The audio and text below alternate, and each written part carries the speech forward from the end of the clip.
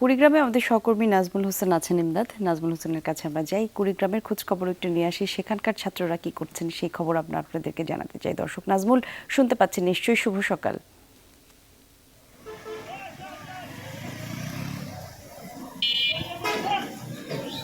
শুভ সকাল বলি ইমদাদ।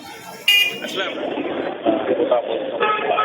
ছাত্রছাত্রীরা এবং সাধারণ মানুষ যেরকম কোটা বৈষম্য বা নিজেদের বৈষম্য দূর করানোর জন্য যে আন্দোলনটা করেছিল, সেটা থেকে পিছুপা কিন্তু কুড়িগ্রামের আবহাওয়ার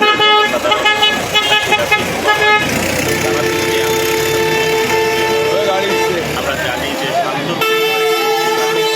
মানুষজন শান্তিপ্রিয় এবং সহজ সরল পরিচিতি হিসাবে সারা দেশেই একটা পরিচয় রয়েছে। সেই জেলাও কিন্তু তাদের অধিকার আদায়ের জন্য আপনার যে সারা দেশের সঙ্গে যে আন্দোলনে সেই জায়গাটায় সম্পৃক্ত হয়েছে।